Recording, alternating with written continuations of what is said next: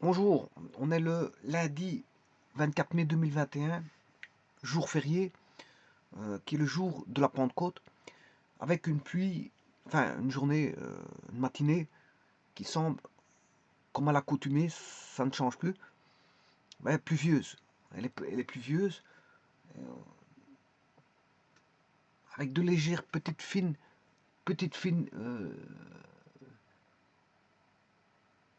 gelées, des petites fines gelées qu'on retrouve sous cette pluie. Donc autant dire qu'il fait un petit peu froid, on va dire, un petit peu froid. Mais en tout cas, on est sous la pluie. Je vais faire une vidéo ici qui va concerner principalement les quadriques en général. Les quadriques en général.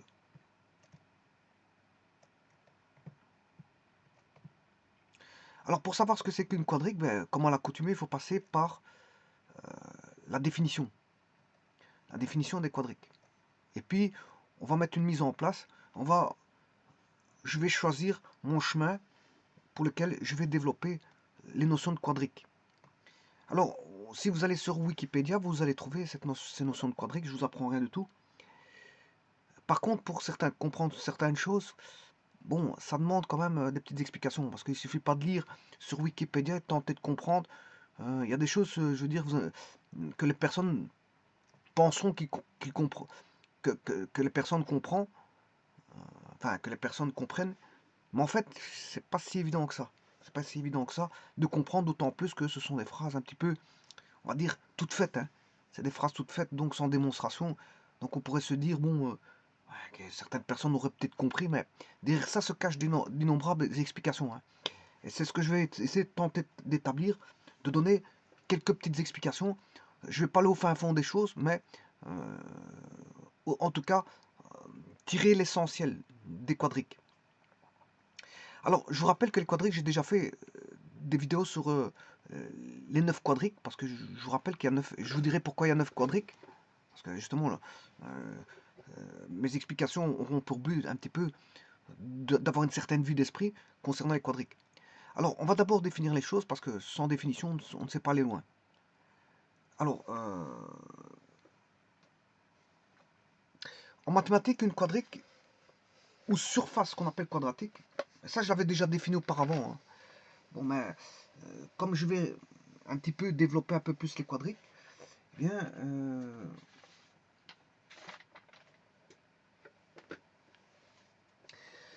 bien, je vous en donne la définition écrite.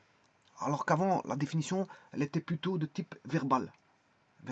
Donc, je vous donne la définition qui est sur Internet, donc sur Wikipédia. Et là, vous voyez tous les types de quadriques, hein. Elles sont 1, 2, 3, 4, 5, 6, 7, 1, 2, 3, 4, 5, 6, 7. C'est qu'il en manque 2.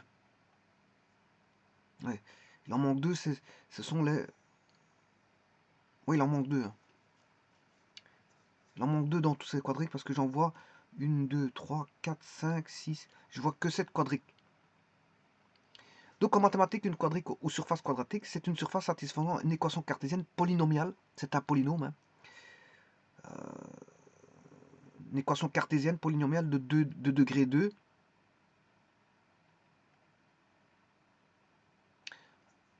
À 3 variables, notées généralement x, y, x et y. Voilà. Bon, c'est déjà une chose à savoir. Bon, je vais revenir normalement. Je vais revenir sur la définition. Hein. Bon, avant toute chose, les 9 quadriques, elles sont là. C'est l'ellipsoïde, vous la voyez. Son équation, c'est x carré sur a carré plus y carré sur b carré plus z carré sur c carré égale 1. Moins 1 égale 0, c'est égal 1. Voilà. Ça a déjà été développé. J'ai fait une vidéo qui concernait l'ellipsoïde. Ensuite, la deuxième, c'est l'ellipsoïde qu'on voit, c'est la courbe... voilà, c'est la courbe en mauve. En mauve. Ça, c'est l'ellipsoïde. L'hyperboloïde, bon, il y a une nappe et à deux nappes, elles sont séparées comme ceci. Voilà. Alors, l'hyperboloïde a une nappe c'est celui qui est en bleu ciel à l'extrême gauche. A2 nappes, c'est ce qui est juste un petit peu derrière à droite en vert. Bon, d'ailleurs, il touche l'hyperboloïde à une nappe. On a l'hyperboloïde à 2 nappes. Donc, on a déjà 3 courbes. Voilà. Ensuite, on a la quatrième qui est le paraboloïde elliptique. Paraboloïde elliptique. Ben, on pourrait considérer que c'est celui qui se trouve à droite de l'ellipse. C'est-à-dire, il est un petit peu en rouge. Je crois qu'il est en rouge. Hein. C'est rouge.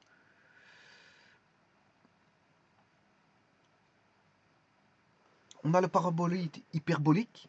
Ben, ça, c'est la courbe que vous avez en noir. Hyperbolique. Ensuite, vous avez le cône à base elliptique. Ça, c'est ce que vous avez en vert, à droite, à l'extrême droite.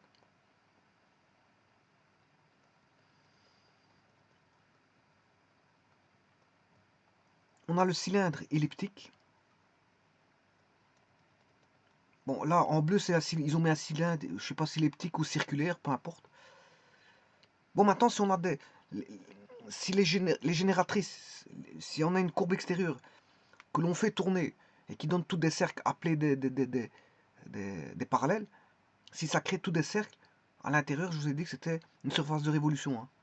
La quadrique sera aussi une surface de révolution si on a tous des cercles à l'intérieur. Bien sûr, quand on parcourt une courbe génératrice qui tourne autour d'un axe, si on a tous des cercles, et ces cercles sont appelés des parallèles. Et si on a ça, ben on a une surface de révolution. Et c'est le cas quand on a généralement des cercles.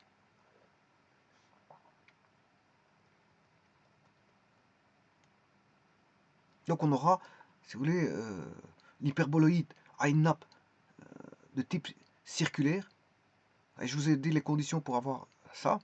À 2 nappes circulaires, ça existe. On peut avoir une surface de révolution en circulaire. On peut avoir un paraboloïde elliptique qui est une surface... Non, un paraboloïde circulaire et non plus elliptique. Voilà, parce qu'il n'est plus en ellipse, il est en cercle, qui est une surface de révolution. Le paraboloïde... voilà. Et on peut avoir un cône à base circulaire. Alors, vous avez vu que... donc, il en manque 2. Parce que j'en ai où... Je sais pas combien j'en ai. 1, 2, 3, 4, 5, 6, 7. Oui, il en manque 2. Et les 2 manquants, en fait, c'est les 2 derniers. C'est le cylindre hyperbolique qui est ouvert. Attention, un cylindre, c'est pas toujours fermé. Hein. Vous voyez que le cylindre hyperbolique, qui est à voilà, x carré sur a carré moins y carré sur b carré égale 1. Voilà, en fait, c'est dans l'espace. Hein. C'est pas une ellipse. Hein. C'est pas une hyperbole, je m'excuse, c'est pas une hyperbole. Parce qu'on est dans l'espace. On est dans l'espace, donc c'est un cylindre hyperbolique. C'est pas une hyperbole. Tout comme le cylindre elliptique, x carré sur a carré plus y carré sur b carré égale 1. C'est pas voilà, une ellipse hein, parce qu'on est dans l'espace. Donc là, dans l'espace, ça constitue un cylindre. Et je dirais un cylindre elliptique. Et si a carré vaut b carré, on a un cylindre circulaire, à base circulaire.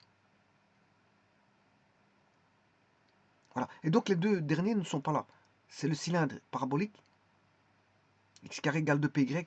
Alors, c'est pas une parabole, hein, parce qu'on est dans l'espace. Voilà, donc, il manque de... Si vous voulez, dans toutes les figures qu'ils ont mis, voilà, il en manque 2.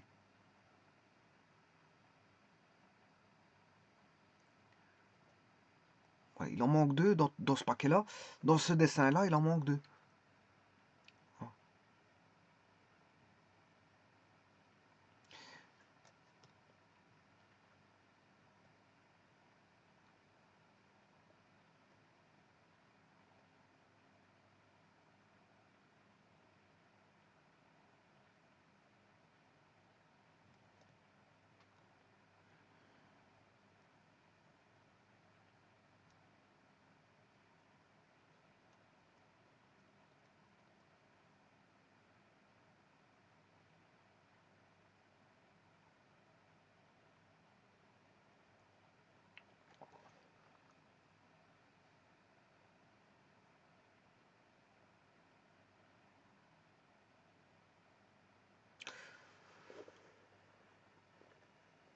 Eh bien, sachant cela, il faut se rappliquer tout d'abord la définition. Je vais revenir à la définition. Et vous avez l'équation cartésienne qui est là. Ax carré plus by carré plus cz carré plus 2dyz plus 2xz plus 2fxy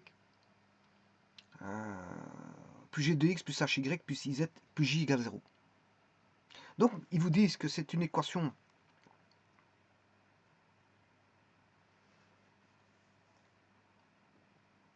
cartésienne, f de xy égale 0, mais on y retrouve, si vous voulez, du second degré, avec du premier degré, parce que, voilà, on trouve même des constantes. Hein. Ça, c'est un polynôme à deux variables. Hein. C'est un polynôme à deux variables, x et y. Trois variables, je m'excuse, trois variables. C'est un polynôme à trois variables, à trois indéterminés, voilà, on va dire ça, à trois indéterminés. Donc, c'est normal qu'à un moment donné, on retrouve du x tout seul, mais au carré. On retrouve du x tout seul, mais exposant 1. Et qu'on trouve du y exposant 2, et du y exposant 1, du c exposant 2, enfin du z, du y exposant 2, du y exposant 1, du z exposant 2, du z exposant 1. C'est tout à fait normal. Et qu'on a une composition des deux. Alors, quand vous faites y fois z, c'est exposant 2, parce que y est exposant 1, z exposant 1, ça fait exposant 2.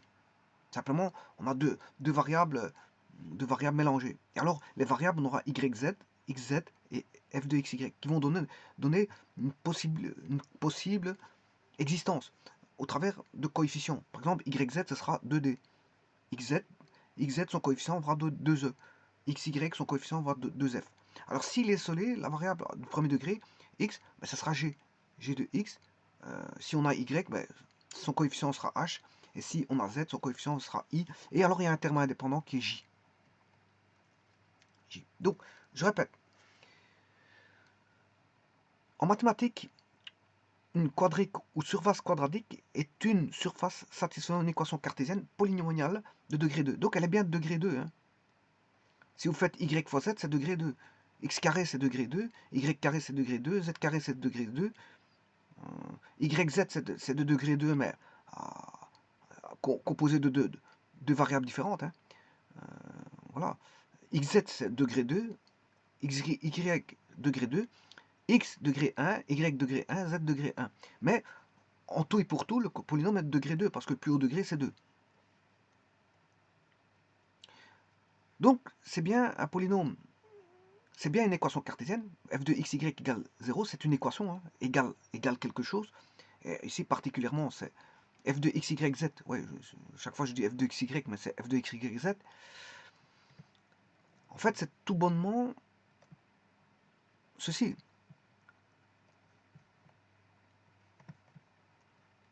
F de x, y, z égale 0, pour lequel c'est du second degré. C'est un polynôme du second degré.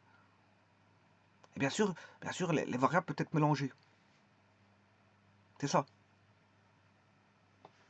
Donc, les quadriques est une surface satisfaisant une équation cartésienne polynomiale, c'est bien un polynôme, dont les indéterminés sont x, y et z, de degré 2 à 3 variables, bah oui, les 3 variables c'est x, y, z,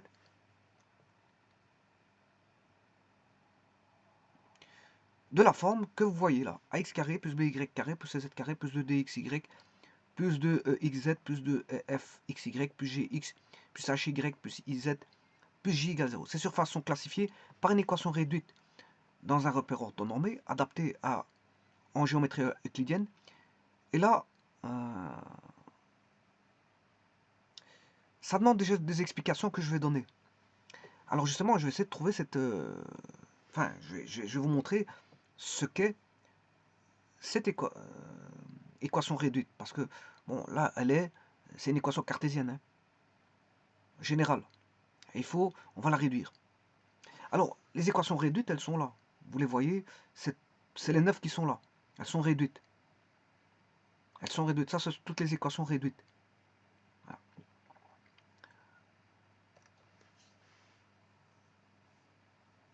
adapté en géométrie euclidienne et en 9 classes non dégénérées à transformation linéaire près en géométrie affine. Bon, et c'est ça que je vais faire. C'est ça que je vais faire. Je vais faire de la transformation. Voilà, je vais faire des transformations. On va dire, je vais me situer non pas en géométrie euclidienne, mais je vais me situer en géométrie, en algèbre linéaire. En algèbre linéaire. Et bon, vous montrer pourquoi on a 9 classes. C'est ce qu'ils appellent 9 classes. Mais les 9 classes, c'est ça. Hein. C'est les 9 possibilités. L'ellipsoïde, l'hyperboloïde à deux nappes, le paraboloïde elliptique, le paraboloïde hyperbolique, le cône à base elliptique, le cylindre elliptique, le cylindre hyperbolique, et le cylindre parabolique.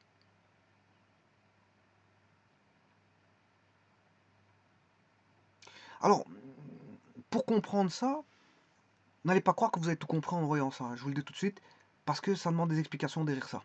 Et je vais en donner quelques-unes, vous allez voir que, bon, c'est pas ici évident par rapport au texte qui est donné ici. Hein. Le texte, bon, là c'est un texte qui, je vous dis, il met tout en vrac, bon, mais sans trop d'explications. Hein. Il vous donne trop en vrac, en vous donnant voilà, une certaine vue d'esprit, mais c'est pas avec ça que vous allez voir ce qui s'y passe réellement. Alors, pour ça, pour voir ce qui s'y passe réellement, bon, ça se fera bien sûr en peut-être deux vidéos. Mais voici la première. Je vais m'intéresser. Donc on peut également les étudier dans le cadre de la géométrie projective qui simplifie, unifie complètement les résultats. Oui. Mais moi je ne vais pas l'étudier en géométrie projective. Alors, la définition se généralise en dimension supérieure avec la notion de quadrique affine, une hypersurface caractérisée comme lieu d'annulation d'un polynôme de degré 2, voire sur un autre corps.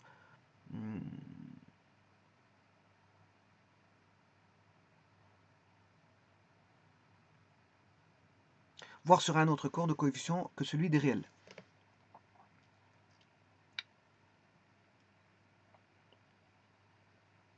Bon, qui dit polynôme d'annulation, pas très loin se cache la notion de vecteur, de valeur propre. Hein.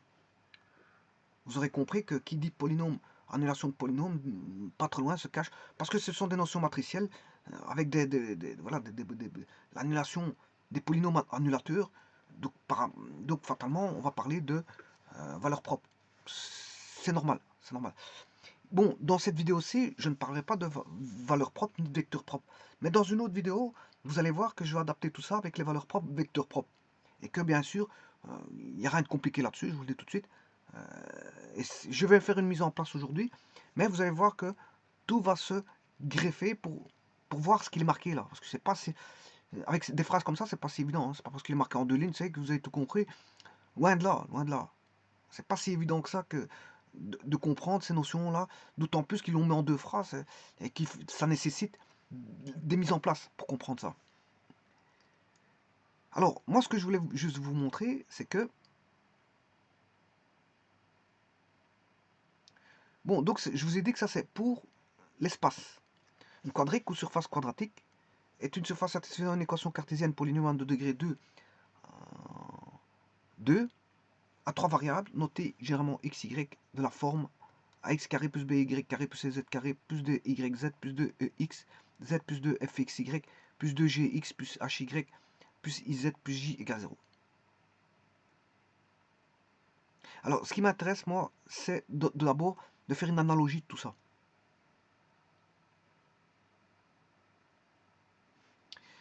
Eh bien, l'analogie, je vais la faire tout d'abord en allant chercher dans le plan. Ici, je suis dans l'espace. Alors, je voulais voir si maintenant, ils en parlaient. Oui, c'est ça, ils en parlent ici. Enfin, je ne sais pas ce que... Oui, voilà. Ici, vous voyez qu'est-ce qu'il est marqué. Leurs sections planes sont des coniques. Leurs sections planes sont des coniques. Bon, mais les coniques, il n'y en a que 4. Les coniques, il n'y en a que 4. Hein.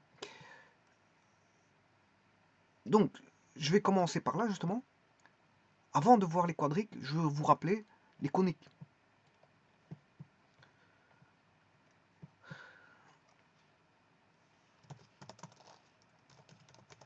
Mais les coniques, il y en a 4.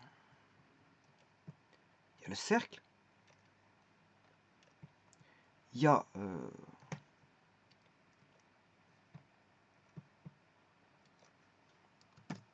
cercle. Alors, son équation réduite, je vous la rappelle. X carré plus Y carré égale R carré. Elle est centrée à l'origine. Elle est centrée à l'origine. En plus de ça,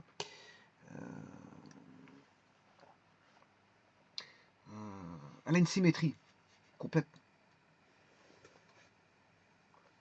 Le cercle a une symétrie en fait. C'est ce qu'on appelle une forme centrée. C'est une forme centrée. Alors, si je prends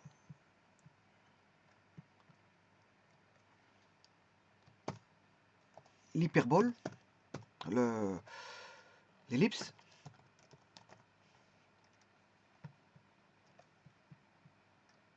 bon, je vais écrire un peu trop grand, je vais réduire tout ça parce que il me semble que j'aurai plus de place pour écrire. Je vais redimensionner. Voilà. Alors, je disais, pour l'ellipse, l'équation c'est la forme centrée x carré sur a carré plus y carré sur b carré égale 1. Bon, ça c'est une forme centrée aussi. Alors on a son cousin, qui est l'hyperbole, et puis on a la parabole. Alors l'hyperbole est aussi une forme centrée, mais pas la parabole. Donc les formes centrées, si vous voulez, c'est ces trois-là. Ces trois-là sont des formes centrées, mais pas la parabole. La parabole n'est pas une forme centrée.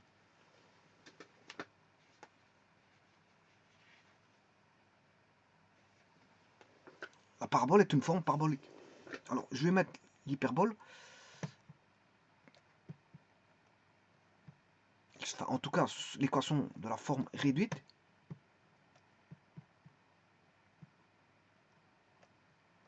X carré sur A carré moins Y carré sur B carré. C'est la même chose que l'ellipse, mais simplement on met un moins. Et alors l'hyperbole c'est Y carré égale 2px. Alors donc le parabole c'est une forme parabolique, mais les autres sont des formes centrées. Ce sont des formes centrées. Les trois autres, cercle, ellipse et hyperbole, sont des formes centrées. Et ça répond à quoi? À une équation cartésienne f de xy du second degré égale 0. Ça c'est pour les coniques. Donc dans le plan,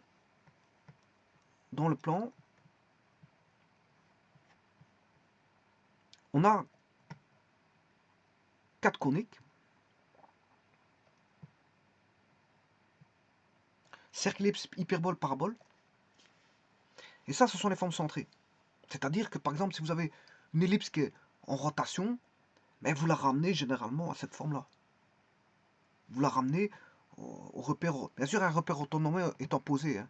On va poser un repère orthonormé. Généralement, quand vous avez une ellipse, une ellipse comme ceci dans le plan, je parle dans le plan, hein, ben, vous la ramenez à une ellipse centrée par rapport voilà, à l'axe OXY qui est comme ceci. Donc vous allez faire une rotation. Et s'il s'avère qu'il y a une translation en plus, il faudra faire une translation. Donc les transformations possibles sont de deux ordres au niveau de ces coniques. On peut avoir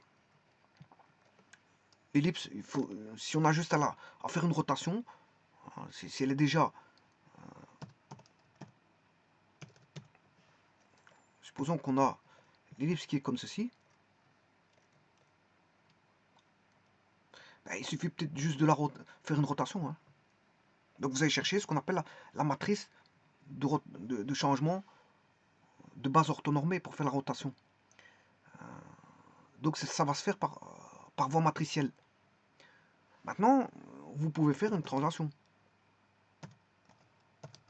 Par exemple, l'ellipse elle est là. Et l'axe, pour avoir sa forme réduite, voilà, l'axe il est là. Donc, ce qui veut dire que vous devez prendre l'ellipse ici, et le ramener, si vous voulez, à l'axe. Comme ceci. Ça va être juste une translation. Alors, je peux faire une translation verticale ou horizontale. Et là, existe aussi des matrices de translation. Mais maintenant, vous pouvez faire la composition des deux. Hein. Parce que si voilà, l'ellipse est ici, si l'axe est ici, ben, il faudra faire et une rotation et une translation. Donc là, il faudra faire une composition des deux. Une composition des deux. Rotation, translation. Et à ce moment-là, quand vous avez fait votre rotation et translation, c'est une translation en plus, ou c'est une translation tout court ou une rotation tout court, eh bien, vous allez vous ramener à une conique, voilà, réduite. Ça, ce sont les coniques de type réduite. Donc on a trois qui sont centrés, cercle, ellipse, hyperbole, et forme parabolique qui est la parabole. Mais ça c'est dans le plan. Hein. Je rappelle que je me situe toujours dans le plan. Hein. Ça c'est dans un plan pi. Et puis je parlerai, là, je ferai l'analogie avec les quadriques dans l'espace. Mais dans un premier temps, voyons dans le plan. Bon, il faut bien comprendre ça pour comprendre les quadriques. Parce que si vous ne comprenez pas ça... Alors je vous rappelle que, vous voyez cette équation qui est là. Si je reprends sur ceci, on la retrouve là. Vous voyez, c'est pas avec le Z, hein, pas celui-là. Je parle pas de celui-là. Je parle pas de paraboloïde elliptique. Là, il y a quand même un Z. Donc on voit bien qu'on est dans l'espace. Là, on a un Z, on voit bien qu'on est dans l'espace. Parce que x carré sur a carré moins y carré égale Z. On a un Z, on est quand même bien dans l'espace. Celui-ci, le cône à base elliptique, on voit bien que c'est on est dans l'espace. Alors on peut avoir un cercle si j'ai A égale B. Hein. On a un cône à base circulaire. Alors le cylindre elliptique, et voilà, celui-là, on pourrait penser, enfin je parle du cylindre elliptique, on pourrait penser qu'on aurait une ellipse. Mais non, en fait, on est dans l'espace ici. On est dans l'espace. Donc ce qui veut dire, attention, ne pas confondre l'ellipse du cylindre elliptique, ne pas confondre le cylindre hyperbolique de l'hyperbole. Parce que, voilà, deux équations, suivant qu'on est dans le plan ou dans l'espace, ça, je me situe dans le plan. Hein. Voilà, parce que si je me situe dans l'espace, ça n'a plus rien à voir. Hein. Enfin, ça n'a plus rien à voir. Ça va donner ce que je viens de vous dire. Le cylindre elliptique et le cylindre hyperbolique. Alors le cylindre hyperbolique, il n'est pas fermé. Hein. Regardez bien qu'il n'est pas fermé. Il est ouvert. Alors tout le monde croit qu'un cylindre est fermé. Non. Le cylindre hyperbolique, il est ouvert. Hein. Le cylindre hyperbolique est une figure ouverte.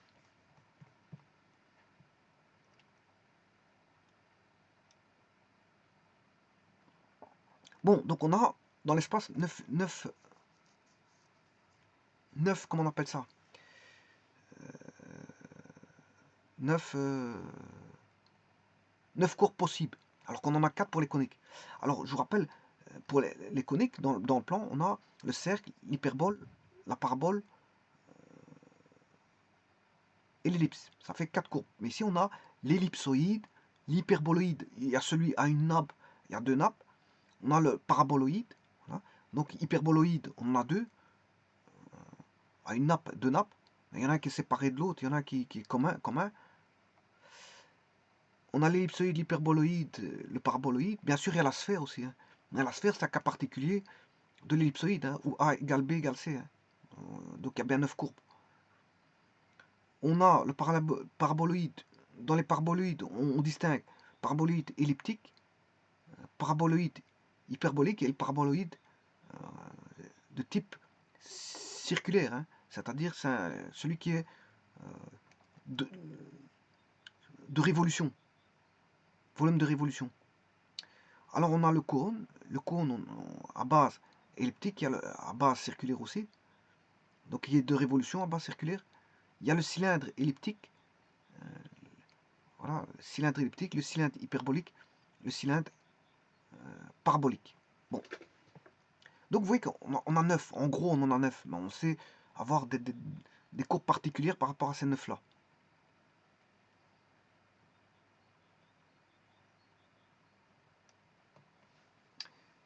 Bon, ce qui m'intéresse le plus, c'est l'équation des quadriques. Alors, ils vous l'ont donné ici. Mais avant de partir sur base de ça, je vais partir sur l'analogie des coniques. Alors, ça, c'est fondamental. Hein. Les transformations des coniques, c'est fondamental. Ceci, c'est fondamental. Ne pas savoir faire une transformation de conique, mais à ce moment-là, évitez de parler de, je veux dire, des quadriques, hein, parce que bon, vous n'y comprendrez pas grand-chose pour faire voilà, une manipulation niveau. euh, tout va se baser sur ça. Sur ça. Parce que qui dit rotation dit matrice de rotation. Hein. Qui dit translation dit matrice de translation. Et qui dit qui dit rotation et translation dit matrice de rotation et de translation. Qu'on va incorporer. Bon, mais ça, je le verrai en son temps. Mais dans un premier temps, je vais essayer de faire une mise en place. Je vous l'ai dit. Cette vidéo-là est une vidéo de mise en place. Alors, la mise en place, bien sûr, elle se fait par des définitions et par des analogies. Alors, je vous ai dit que l'équation généralisée des coniques, c'est sur base de ça que je vais me baser. Pour les coniques,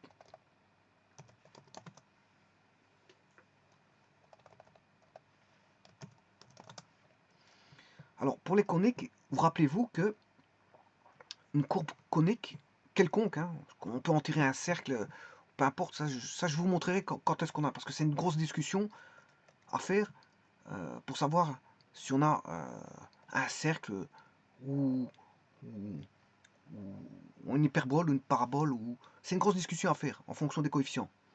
Ou si c'est quelque chose de dégénéré, hein, si on n'a rien du tout, ou un point, ou une droite, ou un plan. Ici, on peut avoir, dans les quadriques, on pourra avoir un plan. Alors, vous le voyez ici, qu'est-ce qui est dégénéré?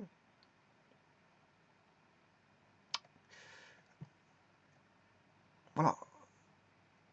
Là, quadrique dégénéré, on a l'ensemble vide, c'est-à-dire on n'a rien du tout, ou un point. Un point, ben ça c'est dégénéré.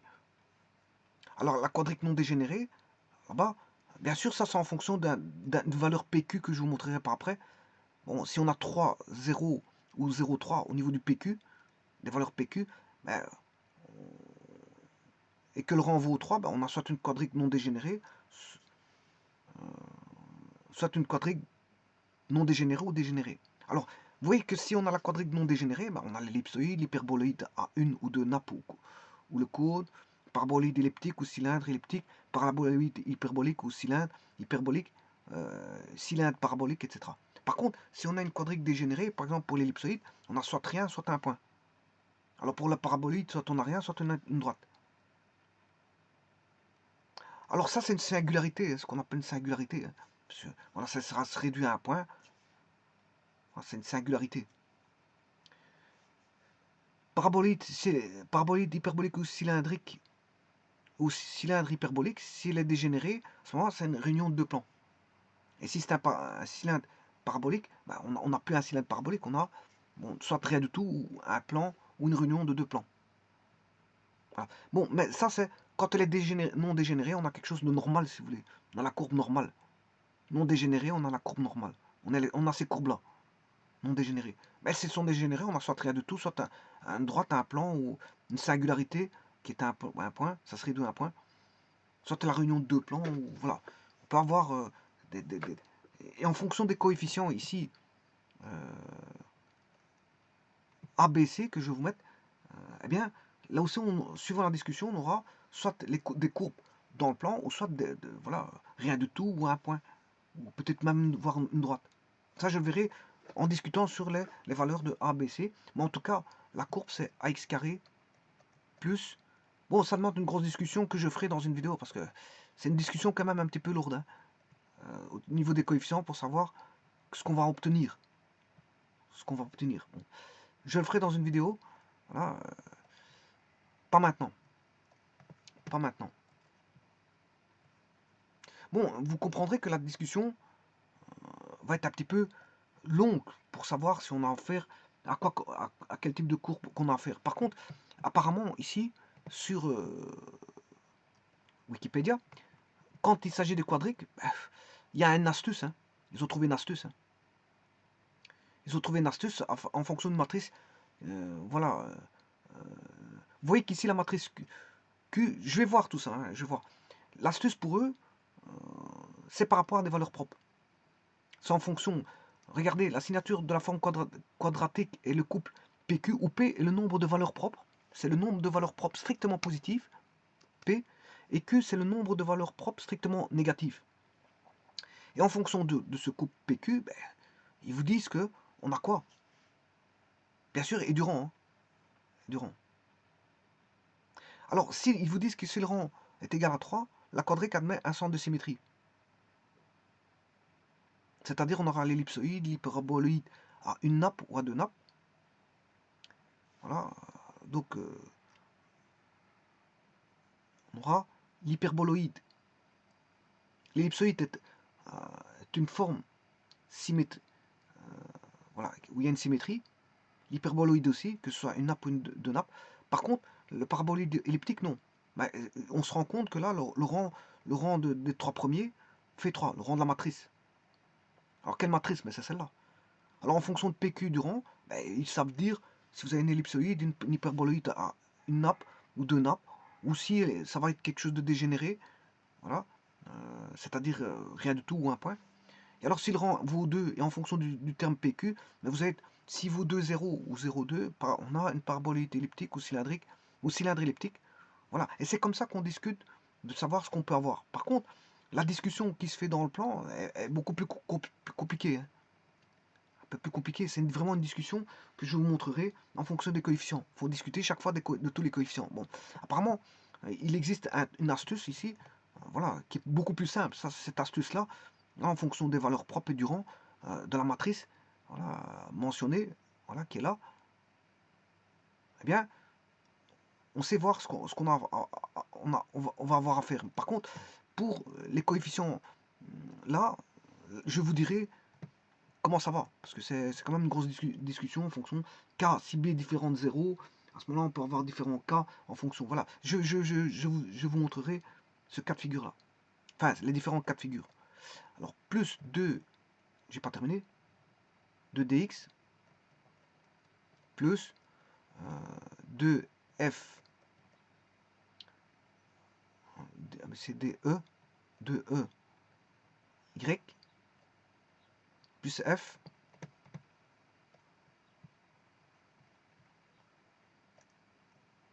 bon, donc je vous disais, la discussion va être lourde là. Pas sur cette vidéo, sur ça, hein, parce que je ne vais pas faire la discussion sur ça. Je ne vais pas faire la discussion sur ça. C'est l'objet d'une autre vidéo.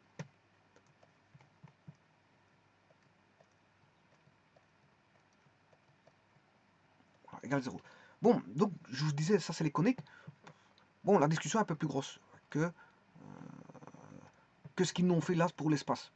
Pour l'espace, la discussion ici, pour savoir quel type de, en fonction d'une matrice, savoir quel type de courbe qu'on a, ben, voilà, tout vous expliquer ici en fonction des valeurs propres positives, nombre de valeurs propres positives, nombre de valeurs propres négatives, bien sûr d'une matrice donnée, qui est là, c'est cette matrice-là, hein, MQ. Et du rang de cette matrice. En fonction de ça, on connaît directement ce que vous avez comme type de courbe. Et là, ça permet de faire une classification générale.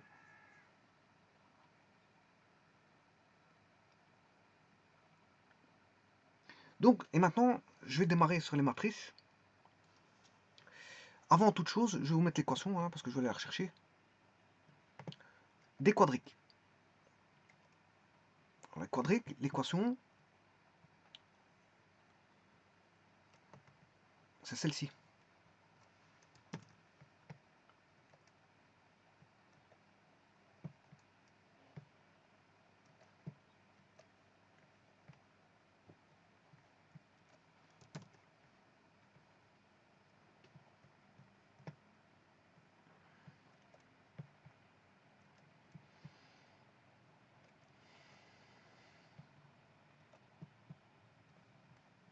Elle est beaucoup plus longue que l'autre, c'est normal, tout à fait logique. Parce qu'elle est de degré 2 à 3 variables et non plus 2. Donc on a toujours du ax carré. Bon, ici ils ont directement appelé, non pas par le double produit, mais par... non, ici c'est, je m'excuse, le B ça correspond au C, c'est y carré. Alors on a plus C z carré. Là, une variable en plus. Bon, voilà. Donc, ça, c'est tous les seconds degrés de chacune des variables x, y, z. Maintenant, je vais faire les seconds degrés reposant sur deux variables. Alors, on peut avoir... Alors, c'est des doubles produits, comme ici, j'ai mis des doubles produits. 2. Alors, ici, ils ont commencé par d, y, z, c'est pas un problème. J'aurais pu faire 2 x, y, puis y, z, puis x, y, x, z, y, z. Bon, j'aurais pu faire ça, bon, c'est pas un problème. Je vais suivre ici ce qui est marqué. 2e, x, z, plus. Vous n'êtes pas obligé d'écrire comme il est marqué là. Hein. Bon, ça c'est pas...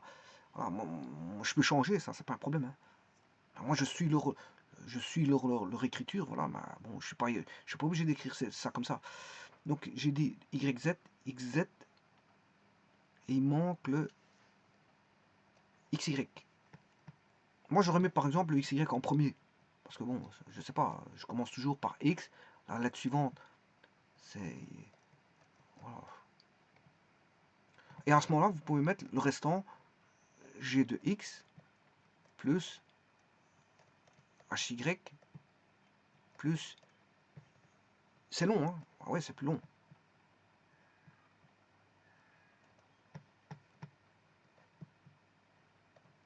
Alors, c'est plus long, c'est d'autant plus long que c'est pour ça qu'on va profiter pour travailler en matrice. Et c'est le but de ma vidéo ici.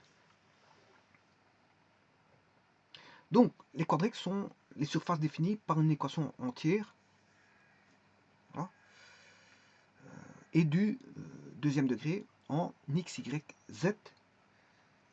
Et donc, ça, c'est l'équation générale des quadriques. Alors, je vais la mettre sous forme matricielle. C'est mon but. Alors, je vais appeler ça avec des coefficients pour mettre sous forme d'une matrice.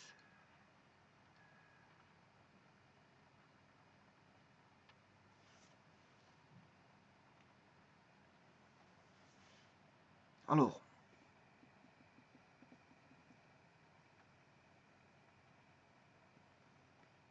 bon, tout d'abord, je vous rappelle que pour avoir... Il faut du second degré. Il faut du second degré. Comment faire du second degré avec des matrices? Je vais vous le dire tout de suite. Il faut savoir ça. Bon, sinon, si vous ne le savez pas, il faut d'abord multiplier par une matrice. Il faut multiplier deux fois. Une matrice comme ceci, par x, y. Bon, je suis pas obligé de mettre des virgules. Généralement, dans les matrices, on ne met pas de virgule. X, y, z. Voilà. Et puis, vous mettez une matrice ici. Voilà. Et puis, je dois remultiplier par une matrice comme ceci. Alors ici, on va voir le second degré. Bon. Mais tout dépend de... On va regarder quelle matrice que j'ai ici. En fonction de ça, je vais définir cette matrice-là. Ce n'est pas forcément cette matrice-là, mais je vais la définir. Mais pour avoir du second degré, il faut multiplier une fois par x, et puis à un autre moment par x, comme ça j'aurai du x carré. À un moment donné, j'ai du y, puis à un autre moment, j'ai du y carré. À un moment donné, j'ai du... Ouais, quand je dis à un moment donné, il faut d'abord multiplier par cette matrice-là. Hein.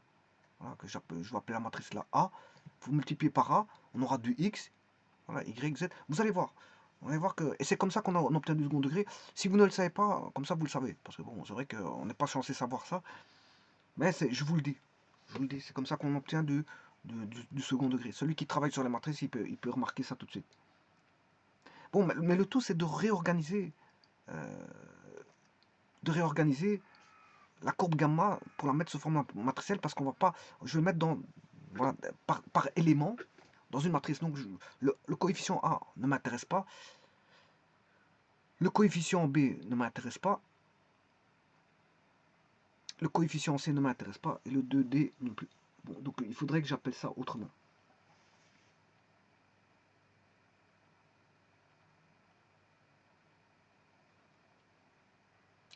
Eh bien,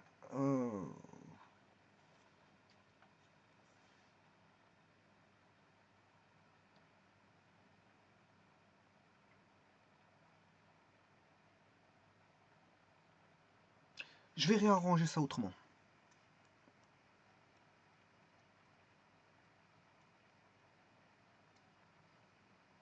Bon, le tout, c'est faut savoir le faire, c'est surtout ça.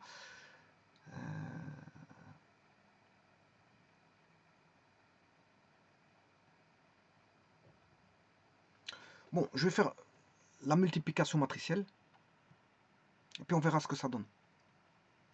Je vais d'abord aller par cette multiplication matricielle-là. Alors, je vais faire x, y, z, 1.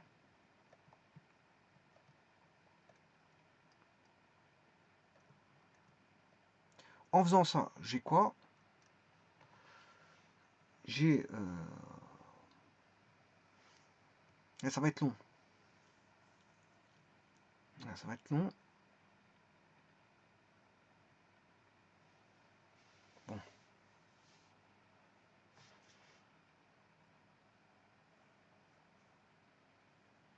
Je ne sais pas si je peux travailler sur GeoGebra.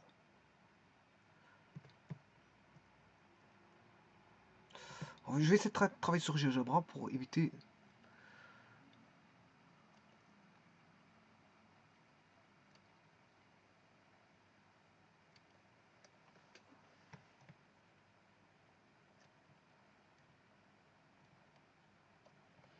Alors, je vais mettre x.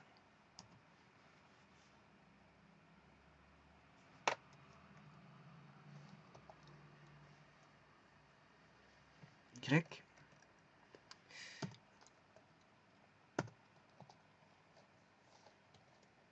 Z. Et 1.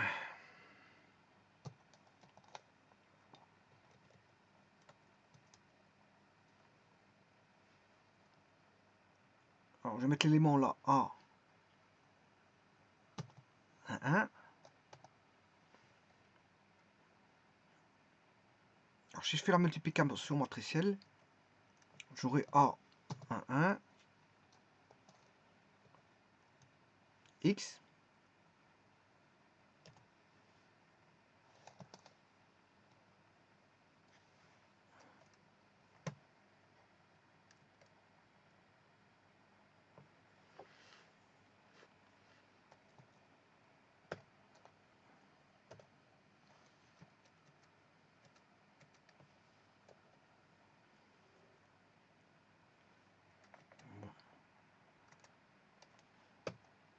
je sais pas pourquoi il ne veut pas me l'effacer, déjà, ça commence déjà bien.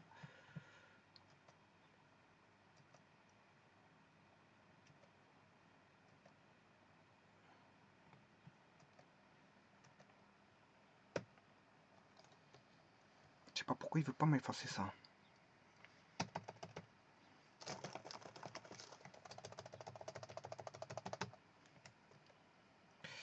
Bon, je disais que j'avais A11 ici. Alors, si je devais mettre A11, je vais obtenir A11X plus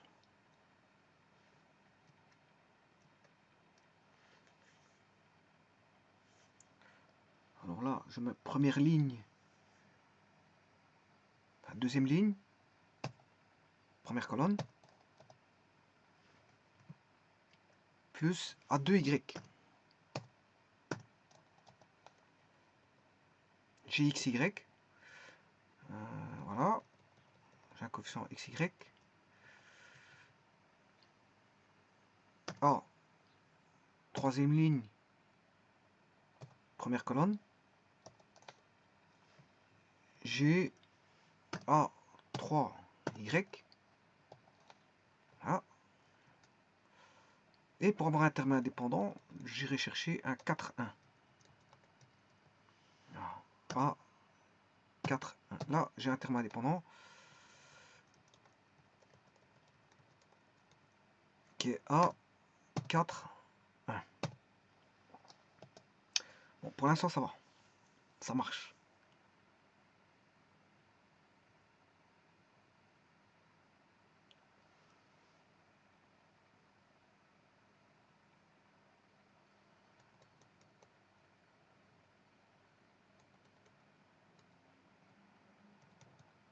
Alors maintenant, je vais mettre première ligne,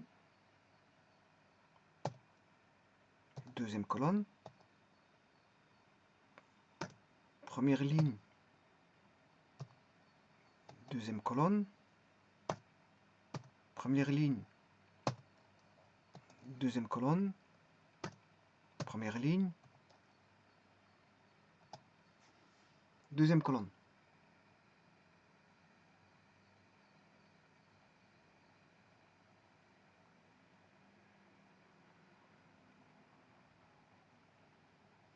Donc j'aurai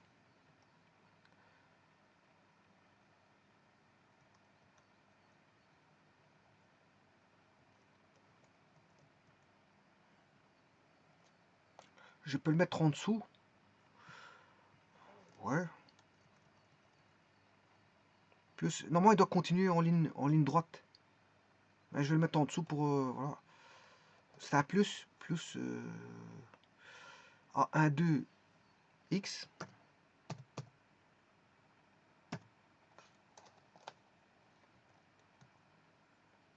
A12 Y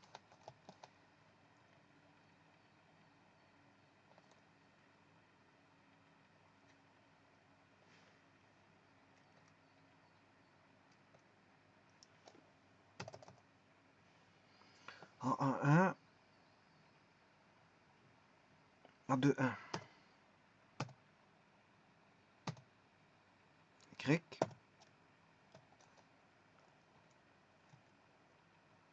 A31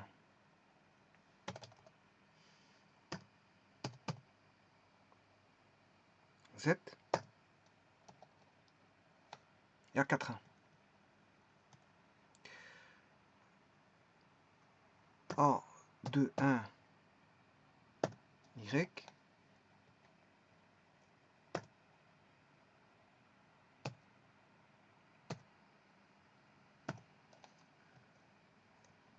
je sais pas pourquoi il ne le prend pas.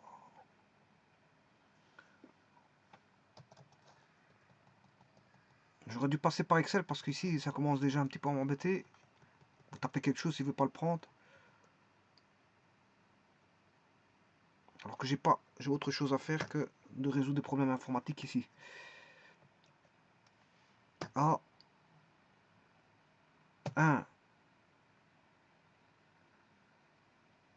bon ici c'est déjà même pas A1, 2.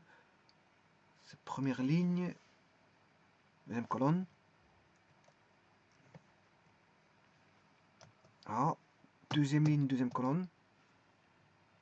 Et il m'a effacé, et ça, je n'aime pas trop ça.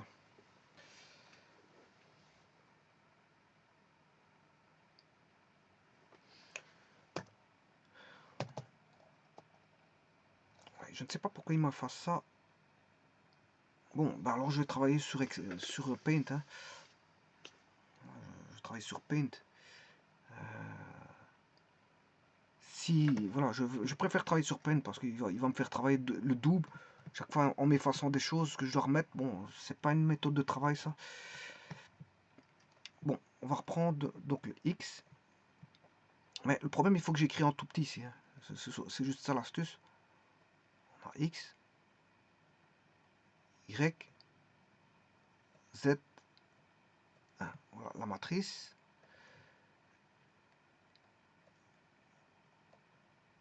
Alors, je vais multiplier par 1, 1, 1.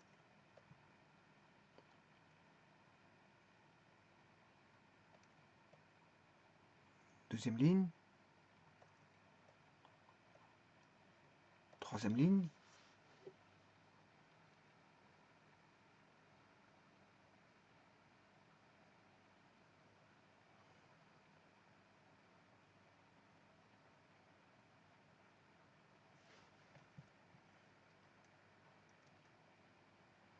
Alors, je vais regarder le nombre de lignes, de termes. 1, 2, 3, 4, 5, 6, 7, 8, 9. Il y a 10 termes.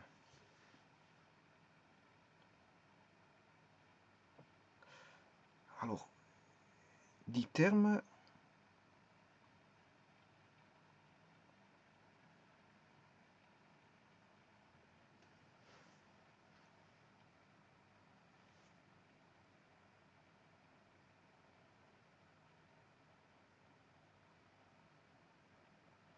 il y a 10 termes. Alors, 10 termes.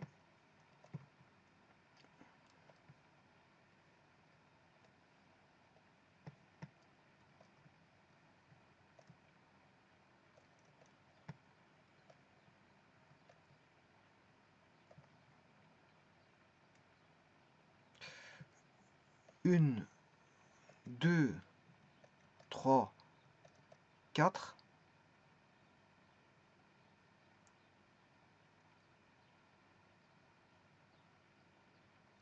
5, 6, 7, 8,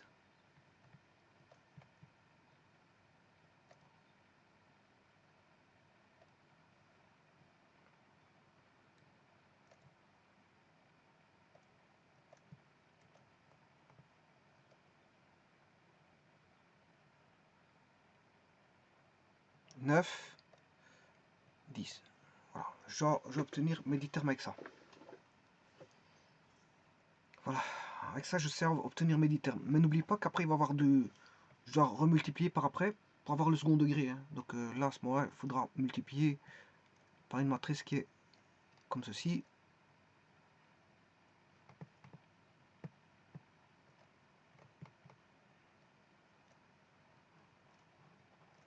Voilà. Avec ça j'aurai mon second degré.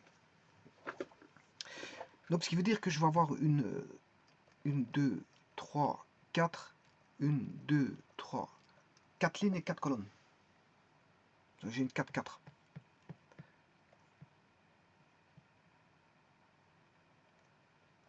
Là, c'est déjà plus facile pour mettre les coefficients.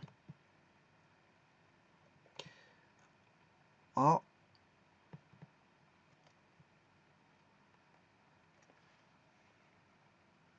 Alors, je ne sais pas si je peux le faire directement sur GeoGebra. Ça, je vais directement le faire.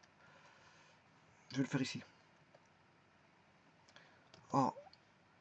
1, 1. A. 1, 2. A. 1, 3. A. 1, 4. A. 2, 1. A. 2, 2. A. 2, 3. A. 2, 4.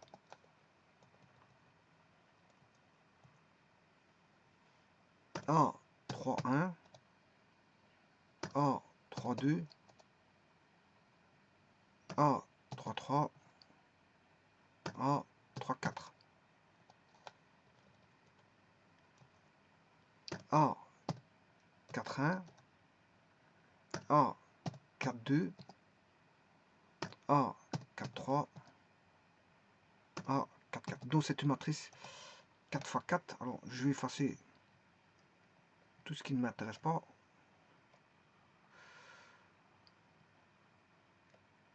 Le Y, je vais enlever. Le Z, j'ai déjà mis la matrice, hein, donc ça je peux enlever. Je peux recréer une matrice, bah, du moins un tableau. Parce que je travaille sur Paint, donc je travaille sous forme de tableau. Et de toute façon, c'est pas des valeurs, donc je suis obligé.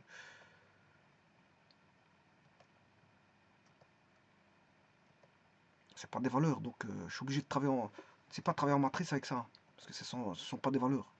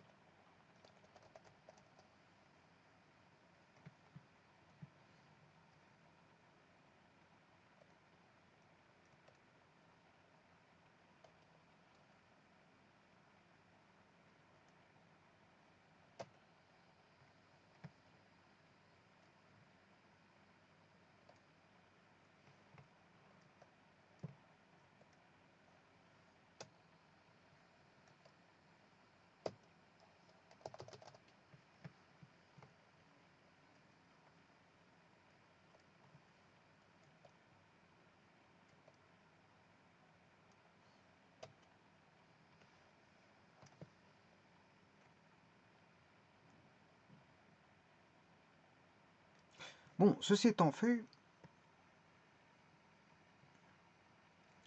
je vais créer ici un tableau. Je ne peux créer qu'un tableau de texte, hein, parce qu'une matrice, voilà, il me l'a créé, qui est là. C'est ce tableau-là, que je peux aller rechercher ici.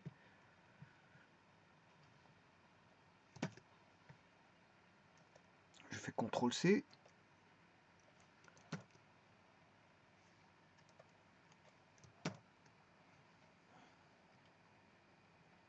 Il ne veut pas le prendre en CTRL-C, CTRL-V.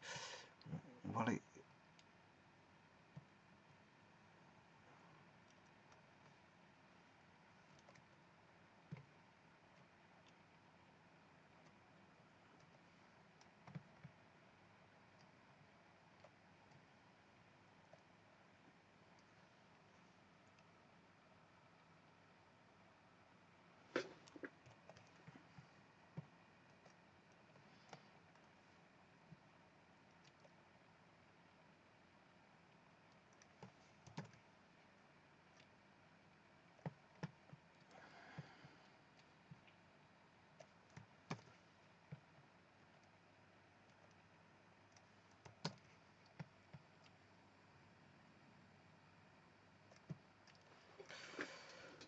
Bon, maintenant je vais faire mes calculs par rapport à ça.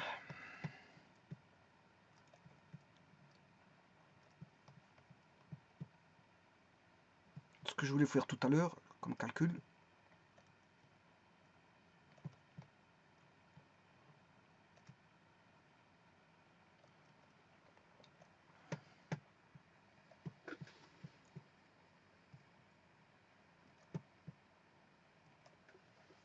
On aura un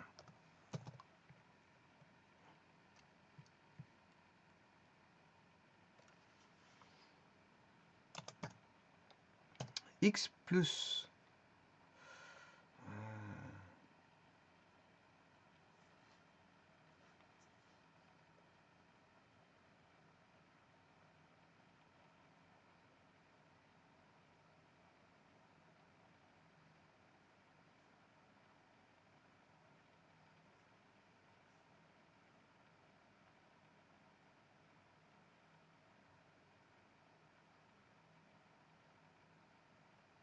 donc A11 x, A1 2y,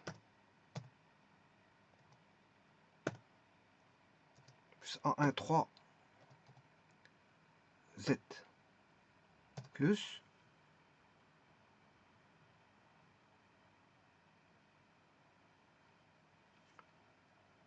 A21 x, plus A22 y, j'ai oublié A1 4, plus A1 4, plus, je vais séparer pour bien mieux voir, plus A2x, A2 1x, plus A2 2y, plus A2 3 z, plus A2 4,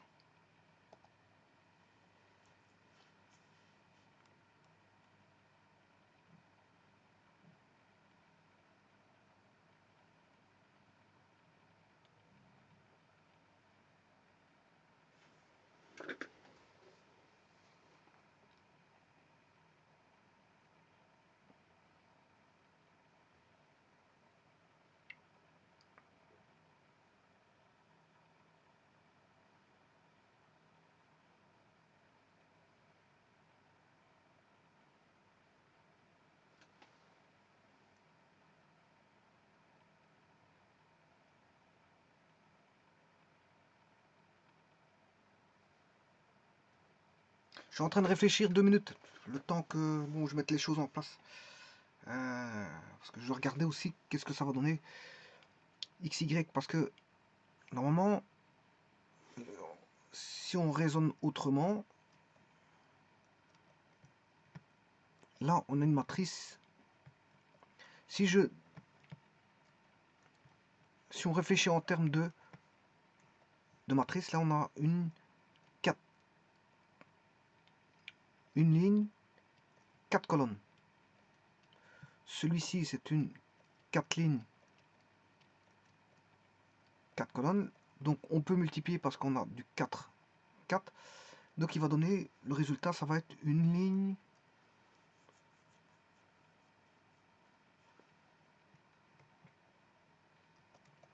et 4 colonnes.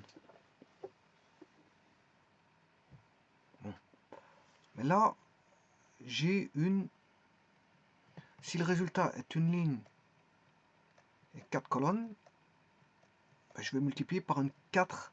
Je peux, parce que c'est une 4 ici, hein, c'est pas un problème.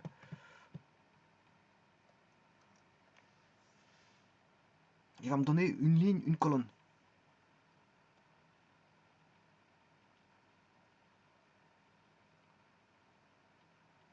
Une ligne, une colonne. Et une ligne, une colonne va donner toute l'équation complète. Bien sûr, égale 0. Hein. Voilà, on va me donner toute l'équation complète. Bon, ce qui veut dire ici, je vais obtenir une ligne 4 colonnes. J'ai déjà la première colonne.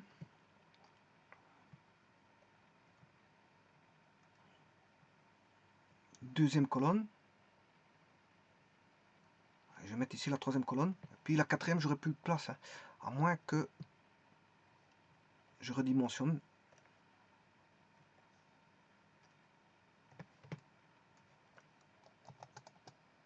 Alors, avec ça, il y a peut-être moyen de mettre les 4 colonnes. Donc j'ai la première colonne. Deuxième colonne. La troisième colonne, c'est... je vais la mettre tout de suite. Bon, apparemment, il suffit de copier, recopier, mais je vais quand même tout retaper. Alors, A, 3, 1, X plus A, 3, 2, Y plus A, 3, 3, 7, plus A, 3, 4.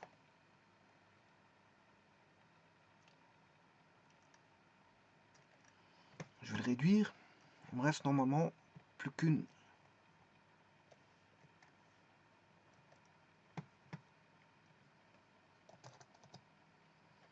Voilà. Ça, c'est la troisième colonne. Ça, c'est la troisième colonne. Hein.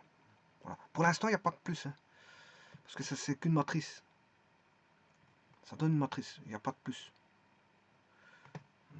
C'est comme si j'avais une matrice. C'est après que je ferai... voilà. J'ai une matrice. Ouais, il faut que je termine. Donc ça, c'est première ligne. Première colonne. Première ligne. Deuxième colonne. Première ligne. Troisième colonne. Bon, ben on va faire le dernier. Donc, je vais recopier ça ici. Mettre tout simplement, effacer le 3 et mettre 4. Donc, la place de 3, c'est 4. La place de 3, c'est 4. La place de 3, c'est 4. La place de 3, c'est 4. Je vais le mettre en bleu.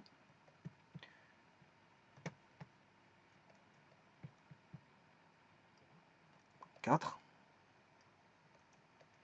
4, 4, 4, et voilà. Et bien maintenant je multiplie par x, y, z et 1.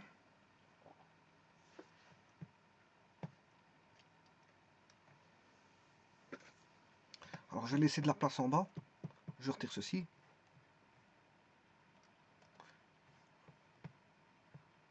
On aura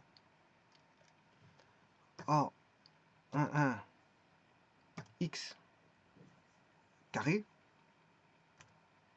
Voilà, là j'ai le coefficient du carré. Plus A, 1, 2, y carré. Voilà, j'ai le coefficient en y carré. Plus... Attention que maintenant, j'ai plus qu'une matrice complète. Hein. J'ai une ligne, une colonne. Hein. Ça, c'est le résultat total. Je multiplie par x, y, z et 1. Donc la 4, 1. Je suis en train de multiplier par la 4, 1. Donc, plus A, 1, 3, z carré. Ça y est, j'ai les coefficients en x, y, z carré pour la quadrique. Et bien sûr, j'aurai en même temps le terme indépendant qui est plus A1, 4. Voilà. A1, 4. Bon. Une partie est déjà faite, mais je vais la réduire parce que c'est trop grand.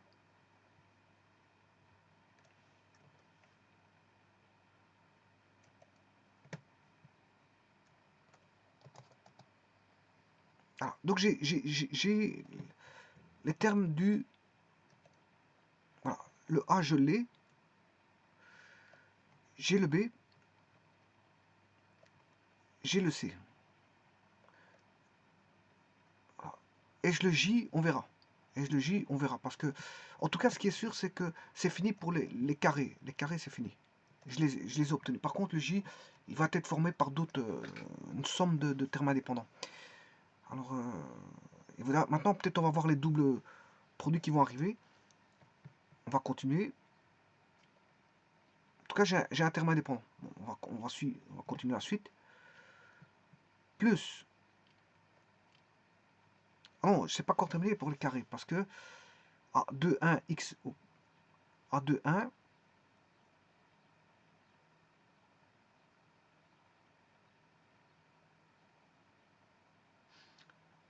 J'ai encore un carré ici. Qui est A2, 1. Non. X... Non, je me suis trompé complètement là. X... Oui, je me suis trompé complètement. C'est pas bon. A11 X plus A12 Y... Non, je me suis trompé. Non. Non, le premier, je devais multiplier par X. Je me suis gouré complètement dans la multiplication. Je m'excuse. Je vais refaire ça. Donc, il suffit juste de multiplier ça par X. Voilà. Je vais multiplier par X. Je me suis complètement gouré, donc je vais recommencer ça. X plus celui-là, je multiplie par Y.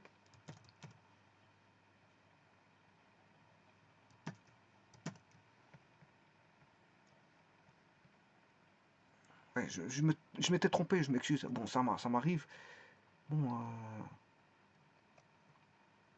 Y plus, cette fois-ci, je multiplie celui-là. Ouais, j'ai fait une erreur. Hein. Je m'excuse. Plus, là, Z.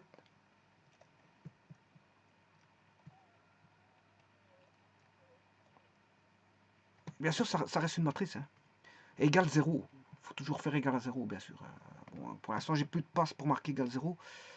Je suis en train juste de calculer. Donc, tout ça, c'est une matrice. Plus, et ça, il faudra multiplier par 1. Ce coefficient-là, il faut multiplier par 1.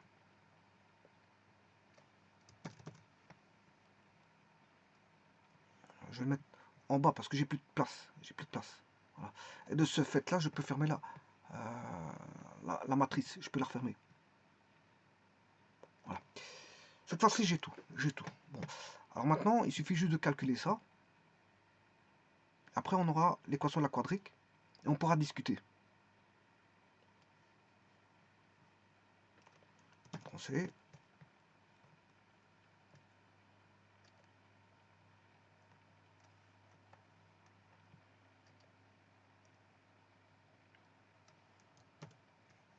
Et bien sûr, ne pas oublier égal 0. Et ça, c'est le résultat du calcul matriciel que je viens de faire. Hein. Donc, vous avez le résultat qui est là. Et maintenant, on va juste mettre peaufiner.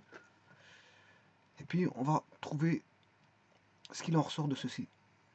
Bon, ce qui fait, on aura A11, je multiplie A11, x fois x, ça fait A11 x carré, plus A1, 2, XY, voilà, cette fois-ci j'ai du XY, on est d'accord. Plus A1, 3, XZ, plus A1, 4X.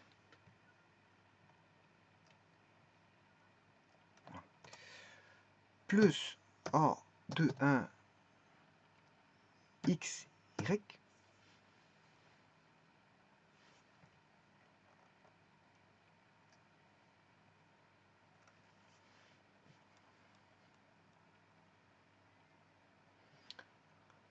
Plus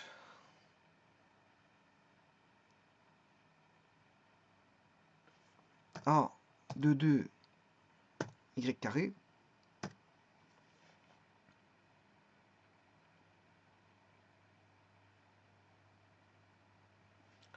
Plus A2, 3, YZ.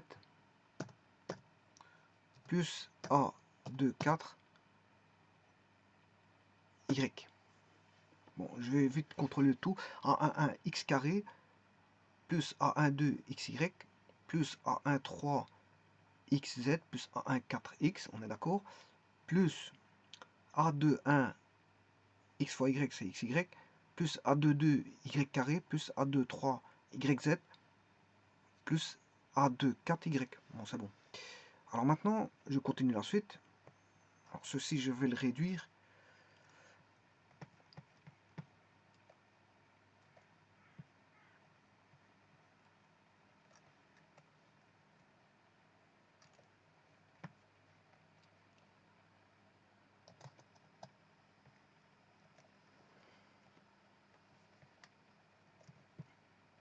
Alors, on va continuer la suite maintenant. Donc c'est toujours dans une matrice, hein, c'est une ligne, une colonne. Hein, c'est une matrice, une ligne, une colonne. Plus, alors on va faire le A, 3, 1, X, Z, plus A, 3, 2, Y, Z, plus A, 3, 3, Z carré, plus A, 3, 4, Z.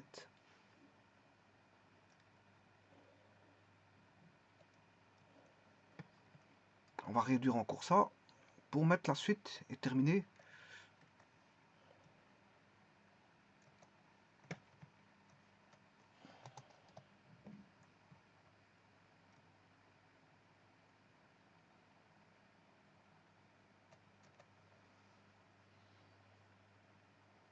Voilà. Et on va mettre... Bah, celui-là, il suffit de le recopier parce que bon, il n'y a rien qui change. Si je fais x1, il n'y a rien qui change. Il y a juste en mettre un plus.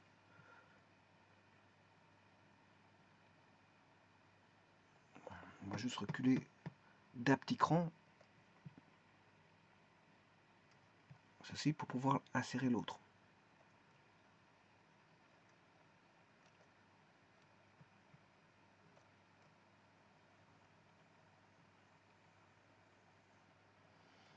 Voilà. Et je mets un petit plus à ce niveau-ci. Je ferme la matrice ici. Je fais, bien sûr, cette matrice-là doit être égale à 0. Alors maintenant, je vais aller chercher tout ce qui est x carré.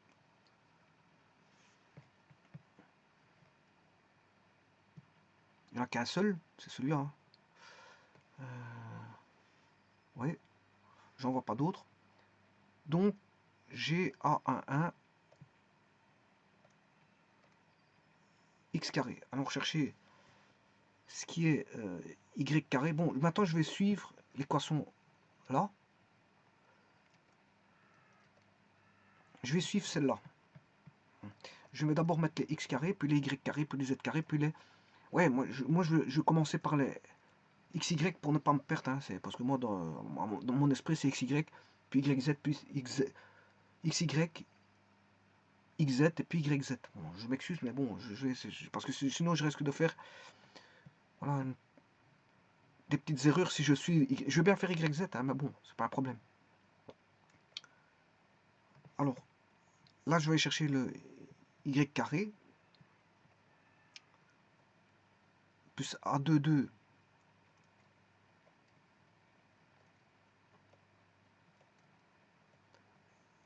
Y carré, plus A33 Z carré. Voilà, on a déjà les termes en fait, c'est le fameux A. J'ai le fameux ABC. J'ai le fameux ABC. Bon, c'est bien. Bon, maintenant, je vais chercher le XY. Bon, je vais l'appeler 2XY, 2DXY. Je vais bien changer ça parce que c'est vrai qu'ici, je vais juste changer de... Je vais mettre d'abord le calcul du XY.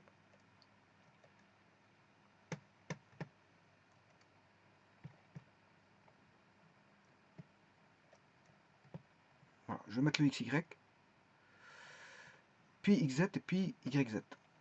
Je préfère ça comme ça pour pas me tromper. Parce qu'à mon esprit, les lettres se suivent et pour éviter de faire un mélange de lettres, je préfère mettre XY, XZ et puis traiter YZ. Comme ça, je sais au niveau alphabétique qu'est-ce que j'ai traité. Puis après, je vais traiter X, Y, Z, les coefficients de X, Y, Z. Donc, c'est une chose.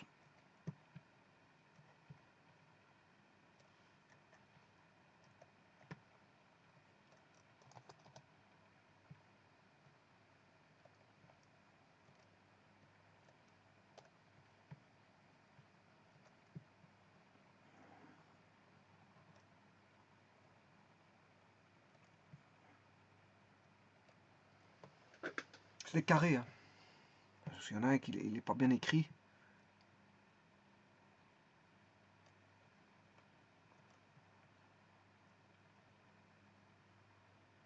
Voilà. Alors maintenant, j'ai dit que j'allais traiter XY à 1, 2.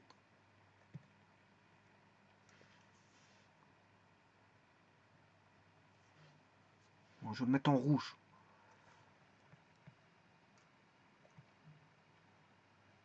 Là, celui-là. A1, 2 plus A2, 1. A1, 2 plus A2, 1. XY. Voilà, j'ai le terme en XY. C'est A1, 2 plus A2, 1.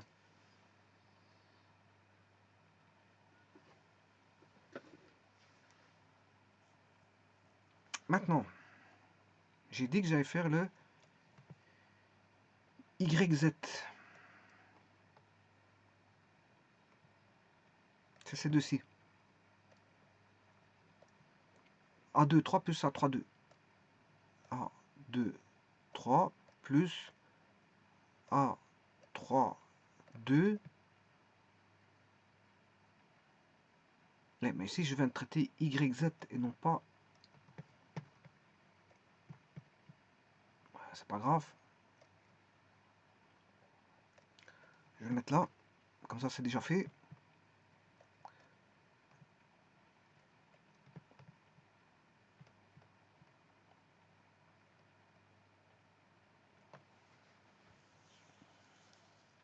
XY, YZ, je l'ai traité. Il reste XZ. Là, A3, 1. A1, 3.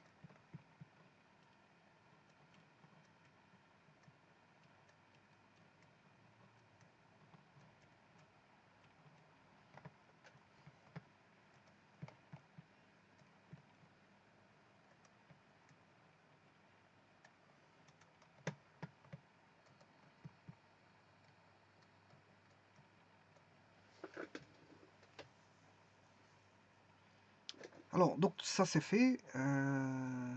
Maintenant, je vais traiter les x. Hein. Là, j'ai de x, coefficient g de x, h de y et i de z. Donc les coefficients g, h, i.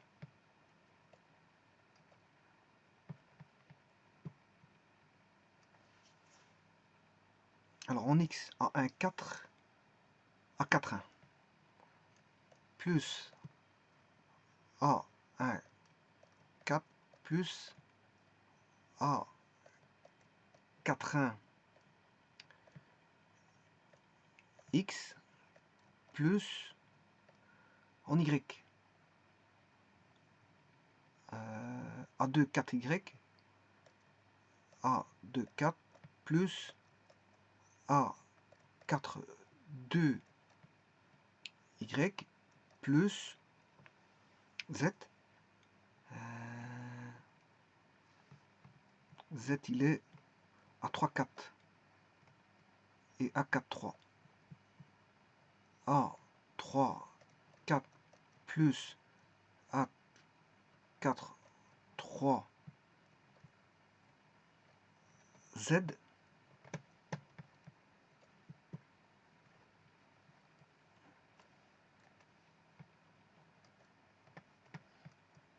Et enfin le terme indépendant.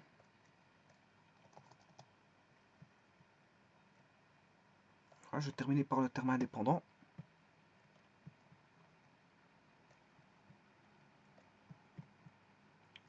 Plus, alors A4, 4.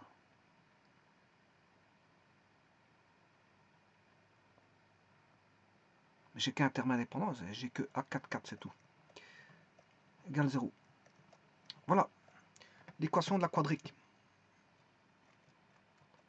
Donnée par, bien sûr, multiplication matricielle, hein, parce que j'ai travaillé avec les matrices.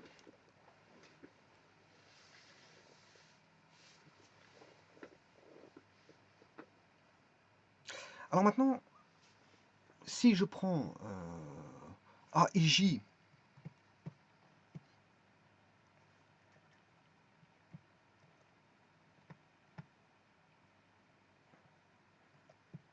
A et J égale AJI, on a une matrice symétrique. Hein. A et J égale AJI. Et donc je vais chercher la matrice. Voilà, la matrice là. Les AIJ est égal à AJI. Voilà.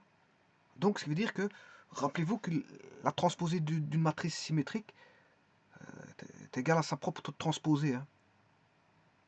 Ah, je m'excuse.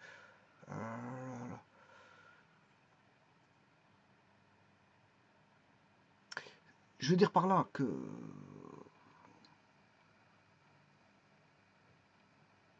Ah, j'ai rien dit. J'ai rien dit parce que j'avais peut-être raconté une bêtise. Donc ici, AIJ égale AJI. Donc on a une matrice symétrique, si vous voulez. Voilà, cette matrice-là,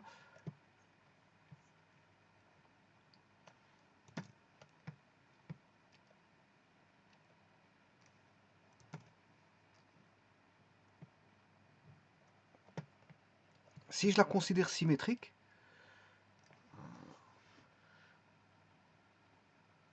là, celui-ci, je peux l'appeler... Ces deux-ci, elles sont... Si je prends x, y, z, 1 et celle-ci, elles sont transposées. Par contre, ça, c'est une matrice symétrique. Si je considère que AIJ égale AJI. Je l'appelais A.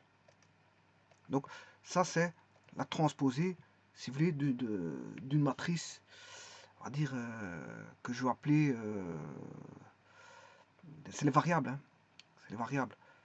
T variable. C'est les variables. Ou les indéterminés. Ça, c'est les variables. Donc, on a la transposée ici. Si je considère que ça, c'est V, ça, c'est la transposée de V. Et la transposée de V, ben, c'est X, Y, Z, 1. En mise en ligne à la place en colonne. Et si je transpose, ben, on a les colonnes.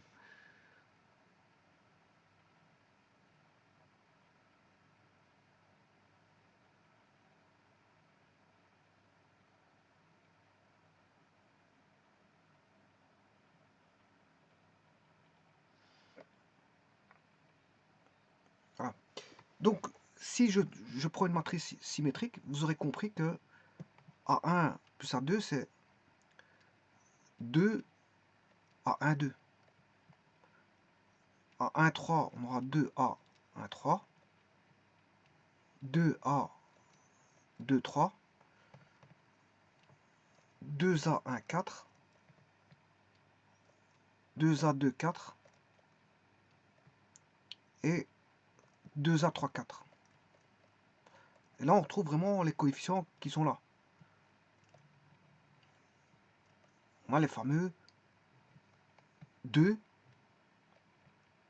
2, 2. Par contre, ici, ils n'ont pas mis de 2. Généralement, on met un 2. Hein. On met un 2 ici. On met un 2. En général, on met un 2.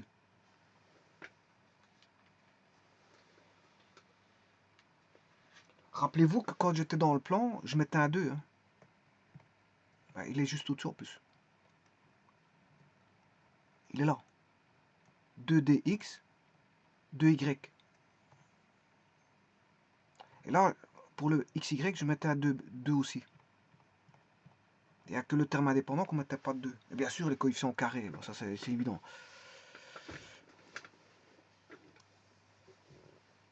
Donc normalement, on doit voir apparaître un 2 ici.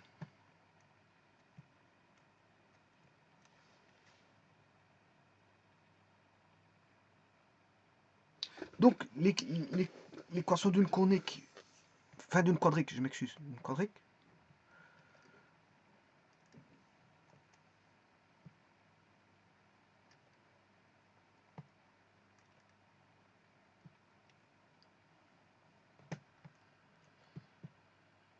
L'équation d'une quadrique, c'est ça. Elle peut être mise sous forme matricielle. Voilà. Donc, la quadrique. Donc, A1 plus A2, si A1 égale A1, A2, si on a une matrice symétrique, AIJ égale AJI. Donc là, on a 2A1, 2. 2A1,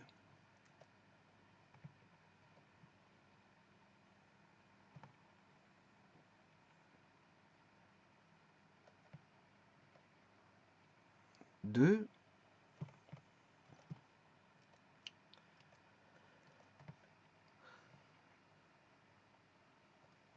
Bon, j'ai mal écrit, encore une fois.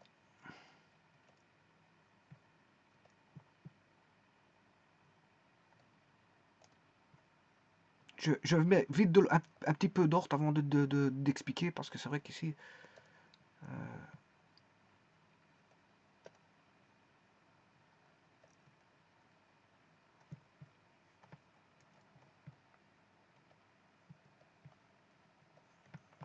2A1, 2. Pour celui-là, pour les XZ,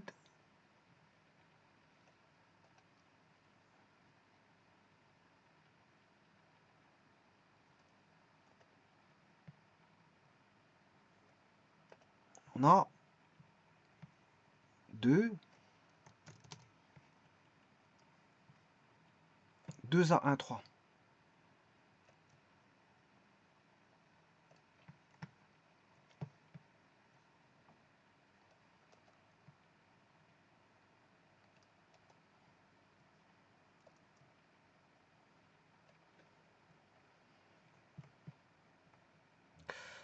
Alors, celui-là, c'est 2A2, 3.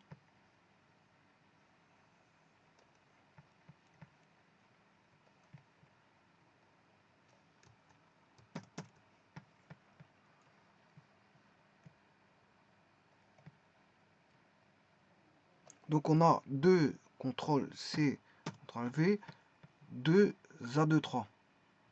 Donc on va mettre le 2, je vais effacer le 1 et mettre le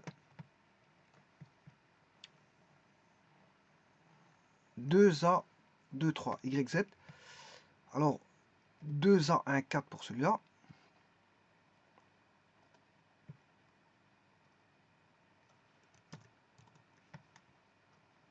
Alors ça, je vous rappelle, c'est quand je prends I égale J. Hein.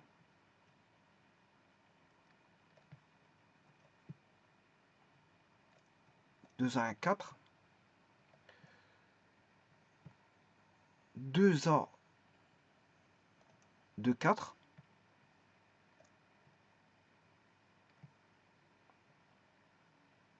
et 2A, 3, 4.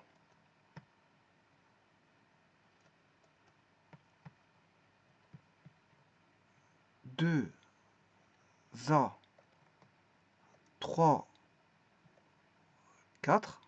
Voilà, qui provient d'une matrice tout simplement, qui est bien sûr XYZ, enfin XY1. Ça vient de la matrice, je vais vous montrer, cette matrice là. Que je peux, cette matrice là, je peux l'appeler par rapport, celle-ci, je vais la dénoter par rapport à celle-là. Celle-ci, je vais l'appeler V. V. Donc celle-ci, c'est la transposée de V. Voilà. Et celle-ci, je vais l'appeler la matrice des coefficients A. Et c'est une matrice symétrique. Je l'ai prise symétrique. Donc, elle peut se décrire comme étant T des variables, x, y, 1. Ne pas oublier qu'il y a un 1 pour avoir une matrice 1, 4. Il y a un 1, x, y, c'est x, y, z et 1. Pour avoir une matrice 1, 4. Ensuite, multiplier par la matrice A, qui est une 4, 4 symétrique. C'est une 4, 4 symétrique. Et là, vous devez multiplier par V, et bien sûr, égale 0. Voilà. Ça, c'est la transposée de V. Et V, bien sûr, est défini comme étant X, Y, Z et 1. Voilà. Alors, donc, la matrice V, c'est une 4 lignes, une colonne, et TV est une matrice, une ligne, 4 colonnes. Voilà. Et ça, c'est matrice d'une quadrique, enfin, qui représente une quadrique. Voilà, je vais arrêter ici pour cette vidéo aussi parce qu'elle était probablement qu'elle est sûrement longue. Je vais en faire une autre qui va discuter de la suite de cette matrice-là. Voilà, pour éviter que ce soit trop long, c'est déjà bien d'avoir trouvé donc la matrice, la quadrique mise sous forme matricielle. C'est déjà bien.